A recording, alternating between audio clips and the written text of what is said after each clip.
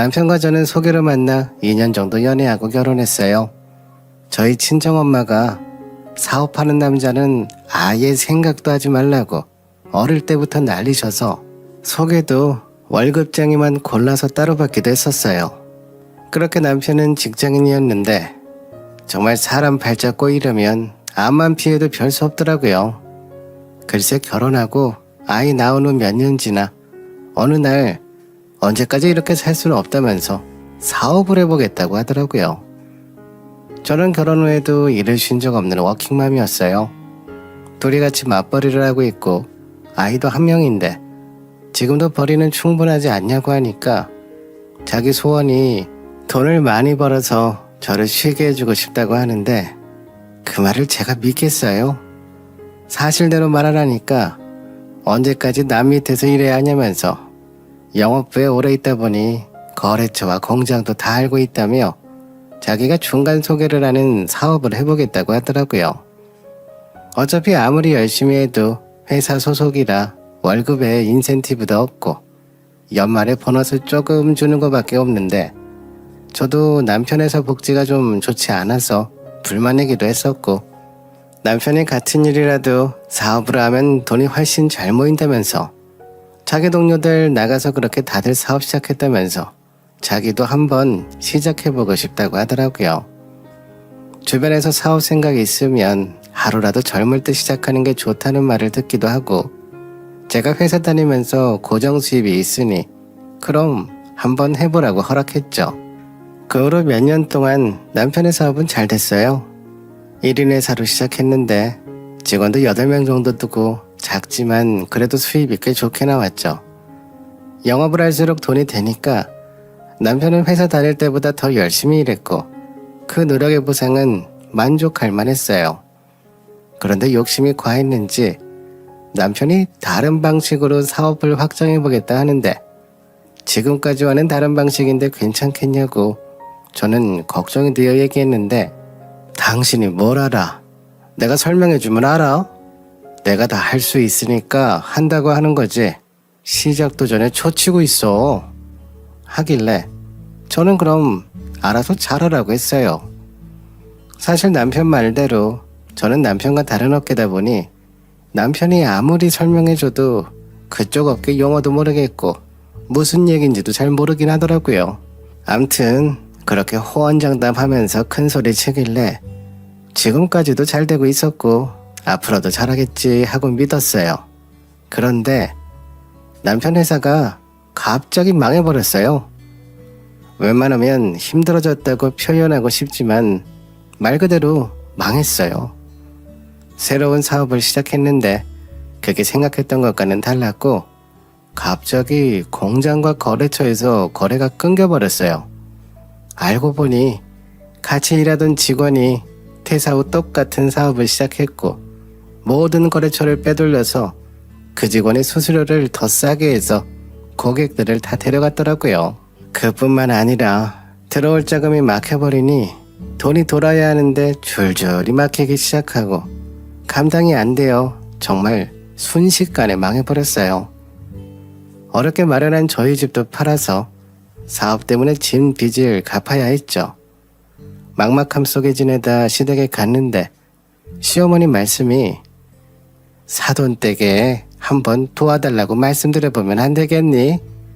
너희 집도 팔았다며 살 곳은 있어야지 않겠어? 어머니 아시다시피 저희 부모님도 여윳돈이 있는 게 아니라서요. 제가 선뜻 말씀을 못 드려요. 일단 가서 말씀이라도 드려보는 게 어떻겠니?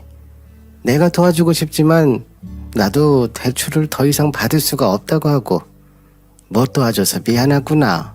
그리고 며칠 뒤 저는 일단 결심하고 친정으로 갔어요. 그런데 막상 친정 부모님 얼굴을 보니 돈 빌려달라고 말씀드리기가 입에서 말이 안 떨어지더라고요. 남편 사업이 힘들다는 것까진 아시지만 망한 건 말씀 안 드렸거든요. 걱정하실까봐요. 저희 친정아빠가 몇 년 전에 건강이 안 좋으셔서 수술하는 바람에 노후 자금으로 모아두셨던 돈도 다 수술비와 치료비로 사용하신 상태라 여윳돈이 없으시고요. 친정아빠는 지금 완쾌되어 건강하신데 몇 년 동안 건강 때문에 쉬시다가 건강 회복 후엔 지방에 계신 작은아버지와 함께 건설 쪽 일을 하고 계셔서 엄마와 주말 부부로 지내고 계신데 한 달 벌어서 한 달 먹고 사는 시기라 제가 도움을 요청할 상황이 아니었어요. 그런 상황에서 제가 어떻게 도와달란 말이 나오겠어요. 결국 한참을 갈등한 끝에 말도 못 꺼내고 집에 돌아왔어요.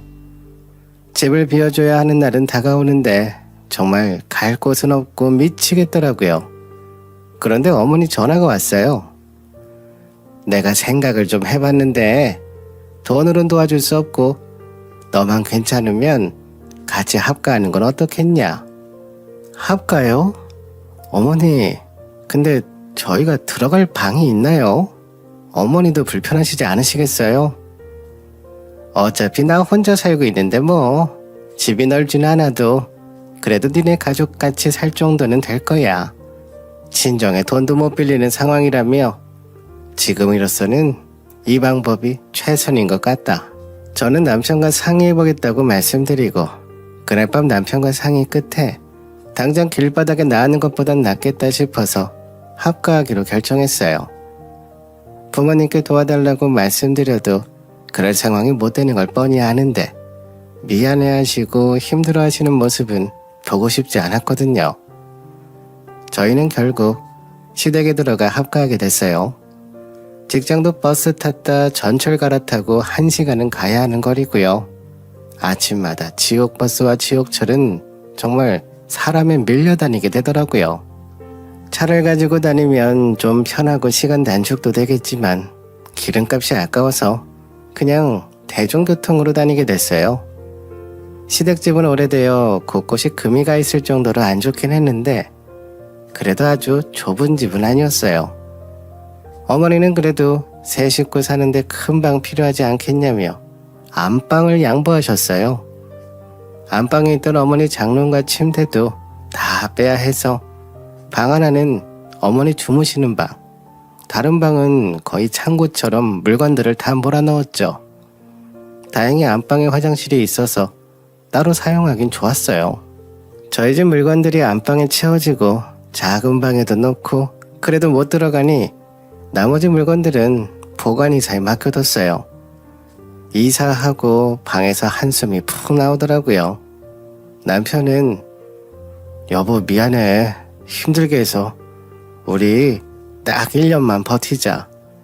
내가 어떻게 다시 시작해서 1년 안에 우리만의 집으로 다시 이사 갈 수 있도록 해볼게. 안방에서 저희 집 장롱, 아이 옷장, 수납장 이렇게 들어가니 저희 세 식구 겨우 누워 잘 공간이 나오더라고요. 화장대요. 둘 곳이 없어서 버리고 왔어요. 화장실 한 켠에서 화장품도 없고요. 그렇게 셋이 딱 붙어 누웠는데 눈물이 나더라고요. 집도 없는 이 지경이 됐는데 앞으로 아이는 어떻게 키워야 할지 눈앞이 깜깜했어요. 남편은 미안했는지 눈물을 닦아주며 자기가 꼭 다시 사업 성공하겠다고 오늘 이날을 잊지 않겠다고 하는 거예요. 그래서 저는 그냥 사업 말고 다시 취업하면 안 돼? 또 사업으로 이렇게 망하면 나 그땐 정말 제정신으로 살 자신 없어. 애도 커가고 있는데 또 사업이라니. 나 이제 너무 걱정돼. 그냥 취업하고 같이 맞벌이 하면서 편하게 살자. 응? 남편은 제 말에 벌떡 일어나며 혜선아, 나 한 달에 몇 천씩 벌었던 사람이야. 그런데 어떻게 몇백 벌고 사니? 그리고 내가 회사 왜 관뒀는데? 상사 갑질 도저히 못 견디겠어서 관둔 거잖아. 그런데 이 나이에 다시 회사 들어가라고? 이젠 나보다 경력도 짧고 어린 사람이 상사일 텐데 내가 어떻게 견디냐? 난 절대 회사 생활 못해. 한 번만 나 믿어줘. 다신 욕심내서 일 크게 안 만들 테니까 걱정하지 마. 이것도 다 경험이고 다음번엔 이런 일 없을 거야. 제가 짧지만 인생 살아보니까요. 경험이라는 건 남들도 다 같이 하는 것을 경험이라 하고요. 남들은 안 하는데 나 혼자 하는 건 경험이 아니라 뻘짓이더라고요. 제가 옆에서 그 뻘짓 참 자주 봤었죠. 남편은 절대로 회사 생활 못하겠다 하면서 다시 한번 자기를 믿어달라 하더라고요. 저는 그럼 빨리 준비해서 시작하고 어서 어머니 집에서 분가하자고 했어요. 그렇게 시댁 생활이 시작되었죠. 어머니도 쉬고 남편도 쉬고 이 집에서 수입을 내는 자는 저 혼자였어요. 제가 가족들 다 부양했죠. 그뿐만이 아니었어요. 어머니와 저는 생활 패턴이 많이 달랐어요. 저는 직장인이다 보니 간편하게 먹는 밀키트나 간편식품을 자주 먹는데요. 어머님은 무조건 다 손수 해먹이셔야 하는 성격이에요.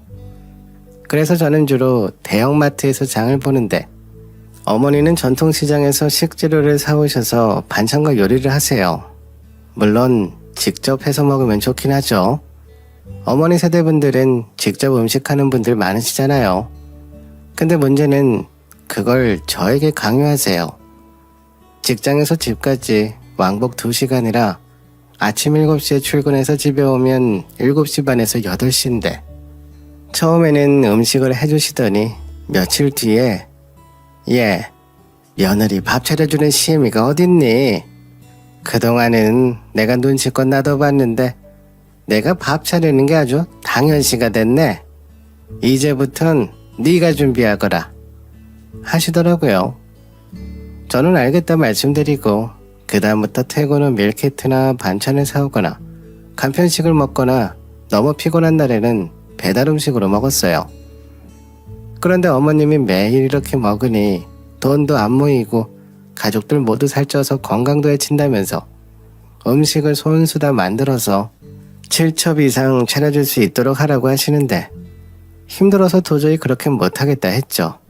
그랬더니 나는 뭐 힘이 넘쳐나서 맨날 그렇게 요리하고 반찬 만들어서 내놓는 줄 아냐? 요즘 젊은 것들은 너무 편하게만 자라와서 조금만 힘들어도 못하겠다 엄살이야. 나 때는 애들 좋고 하루 종일 일하고 와서도 남편 시부모 밥상 다 차려주고 집안 깨끗하게 청소하고 살림만 잘했어. 엄마가 저렇게 게으른데 애가 뭘 배우겠어? 라고 하는 거예요. 어이가 없더라고요. 물론 지금도 그렇게 부지런한 분들은 계시겠죠. 그런데 저는 그렇게 할 수 있는 체력이 못 돼요. 집에 오면 너무 힘들어서 침대에 눕고 싶고 때론 그대로 아침까지 잠들 수도 있을 것 같을 정도로 너무 피곤하거든요. 저희 어머니는 좀 당신 생각대로 안 되면 될 때까지 강요하거나 도저히 이해를 못하겠다면서 이런 식으로 이상한 사람 취급하시는 분이세요. 그동안 저와 따로 살았으니 가끔씩만 이러셔서 개의치 않고 살아왔는데 막상 매일 이런 말을 들으니 너무 스트레스를 받더라고요. 그렇지만 저도 당당해야죠. 이 집의 가장은 저잖아요. 어머니, 저 아침 일찍 나가고 밤에 들어와서 옷도 못 갈아입고 밥 차려요. 어머니는 제가 불쌍하지도 않으세요? 어머니 아들이 사업 말아먹어서 집도 날리고 여기 들어와 이렇게 살면서 돈은 돈대로 벌고 살림은 살림대로 하는 제가 불쌍하지도 않으시냐고요. 너 지금 돈 번다고 유세냐? 꼴랑 그 월급 가지고 그래봤자 내 집에 얹혀 사는 건 너잖아. 제가 들어온다고 했었나요? 어머님이 들어와 살라 하셨잖아요. 그리고 저는 희진 아빠 사업하는 거 반대했었어요. 그래도 믿어주고 사업 허락했는데 남편 믿은 죄가 이건가요? 너 그렇게 다 사다 먹이고 그러니까 애도 살찌고 현석이도 살찌는 거야. 현석이 나랑 살 땐 날씬했다. 지금 너랑 살면서 10kg나 쪘잖아. 와이프가 제대로 해먹이지 않으니 살찌는 음식들만 먹여서 이렇게 된 거 아니냐. 넌 뭘 그렇게 잘했다고 시애미한테 꼬박꼬박 말댔구야. 그럴 거면 앞으로 장도 네가 다 보거라. 난 주방에서 손 뗄란다 하면서 방으로 들어가 버리시더라고요. 그렇게 시댁 냉장고도 다 제 돈으로 채우게 되었어요.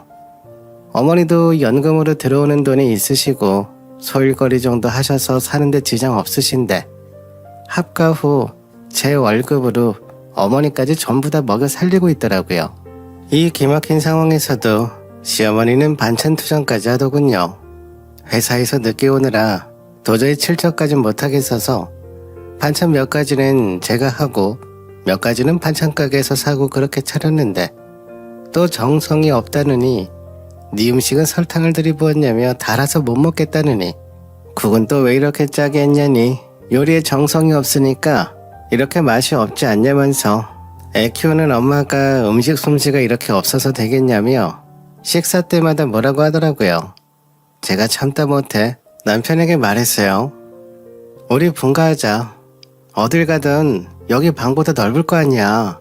언제까지 우리 물건 보관회사에 맡길 거야. 매일 요금 묻는 것도 한 달이면 꽤 나가는 돈이라고. 월세방을 살더라도 우리 나가서 살자. 나 정말 이러다 미칠 것 같아. 우리 엄마가 다 우리 잘 되라고 하는 말이잖아. 너가 너무 예민한 거 아니야? 당신은 나랑 연애 때부터 10년 넘게 살아왔으면서 내 성격 몰라? 내가 예민한 성격이야? 나 스트레스로 위궤양 와서 지금 약 먹고 있어. 여기 머리카락 비어있는 거 보이지? 원형 탈모도 왔고 다 스트레스 때문이래. 내가 합가하고 나서 살이 몇 킬로나 빠졌는지 알아? 아침에 회사 가면 어지러워서 핑핑 돌아. 그래서 뭐 월세방 얻을 보증금은 있어? 또 이사해야 되는데 이사 비용과 복비 이런 거 몇백 있어? 지금 당장 어떻게 할 수가 없는 걸 왜 이렇게 들들 볶는 거야? 어머니가 널 위해서 한 말 가지고 잔소리 한다고 스트레스 받는다고 하고 너 지금 나 놀고 있고 네가 나가서 돈 번다고 우리 엄마 악질 시어머니 취급하고 있는 거야? 너 변했다 하면서 자리를 피하더라고요. 시댁에서 사는데 남편마저 내 편이 안 되어주니 지금 나 여기서 뭐하고 있는 건가 싶더라고요. 하루 종일 고생해서 돈 벌고 와서 또 일하고 아이돌 보다가 지쳐서 잠들고 또 아침이 되면 반복. 몇 달을 이렇게 지내니 정말 쳇바퀴 돌듯 무의미하게 살게 되더라고요. 그러다 보름 뒤 저에게도 일이 생기게 됐어요. 직장에서 갑자기 정리해고가 들어갔는데 그 대상에 제가 포함이 되었죠. 이유를 물어보니 회사가 심각한 적자가 나서 많이 어렵다고 하더라고요. 대신 퇴직금은 1.5배 더 받게 되었지만요. 그렇게 저희 부부는 둘 다 소득이 끊겨버렸어요. 저는 분가소리도 못하는 상황이 됐죠. 퇴직금이 있긴 했지만 방을 얻을 보증금에는 턱없이 부족했고 당장 몇 달이라도 버티려면 퇴직금이 생활비로 필요했어요. 남편은 당신 그동안 많이 힘들었는데 이참에 좀 쉬어. 돈 걱정 말고 당분간 당신 퇴직금으로 버텨도 되고 천천히 알아보면 되지. 그리고 나도 준비하고 있으니까 조금만 기다려. 집에만 있기 답답하면 나와 일 좀 같이 해볼래? 저는 남편이 새로운 사업을 준비하는 중이어서 저에게 소개해줄 겸 말하는 건지 알았어요. 다음날 어디로 데려가는데 어째 가는 길이 익숙하더라고요. 지금 어디로 가는 거야? 여기 아가씨 동네 쪽 아니야? 이쪽에서 무슨 사업을 하려는 건데? 남편은 씩 웃으면서 따라와 보면 안다고 하더라고요. 저는 궁금했지만 참고 따라갔죠. 그리고 어느 식당 앞에 차를 세우는데 내리자마자 차 문도 안 닫고 그대로 굳어버렸어요. 식당 앞에서 앞치마를 두른 시누이가 활짝 웃으면서 언니 하며 반기며 뛰어오더라고요. 이게 무슨 상황인가 싶은 게 정말 대혼돈이 오는데 남편이 제 어깨에 손을 착 걸치면서 현주 식당 하는 거 알고 있지? 요즘 잘 안 된다고. 직원도 내보냈다는데 매제랑 둘이 하려니 또 힘든가 봐. 당신이 일 좀 거들어줘. 실실 쳐 웃으면서 말하는데 정말 어이가 없더라고요. 제 어깨에 손 올린 남편 손을 탁 치며 내가 왜? 지금 나 여기서 일 시키려고 데려온 거야? 일당은 주는 거야? 동생한테 어떻게 돈을 달라고 그러냐. 너 그렇게 돈돈거리는 거 아니야. 가족끼리 그냥 도와주는 거지. 너도 집에서 엄마랑 있는 것보단 여기서 일 도와주는 게 낫지 않아? 너 생각해서 데리고 왔는데 너무 정색한다. 당신은 하는 일도 없이 심심한데 반찬 만드는 거 배울 겸 일 좀 도와줘. 언니 와줘서 고마워요. 마침 배달 가야 하는데 가줄 수 있어요? 배달비가 비싸서 가까운 곳은 직접 가거든요. 그러면서 저에게 음식 포장된 비닐봉지를 쥐어주려고 하길래 탁 뿌리쳤어요. 아니요. 제가 왜 해요? 일당 줄 거 아니면 안 해요. 그리고 강현석 너 정말 해도 너무한다. 지금 우리가 이럴 때야? 사람의 양심을 좀 가져봐. 너는 지금 내가 여기서 무일푼으로 고생하길 바라는 거야? 그렇게 네 동생이 안쓰러우면 네가 도와. 난 할 일이 있어서 가봐야 돼. 당신이 조금만 도와줘. 언니 정말 미안해요. 근데 지금 배달이 많이 밀렸거든요. 이왕 오신 거 좀 도와주시면 안 돼요? 하도 간절하게 부탁하는 신우이를 도저히 뿌리칠 수 없더라고요. 할 수 없이 배달을 도와줬어요. 정말 그 한 집만 배달하고 가려고 하는데 하필이면 그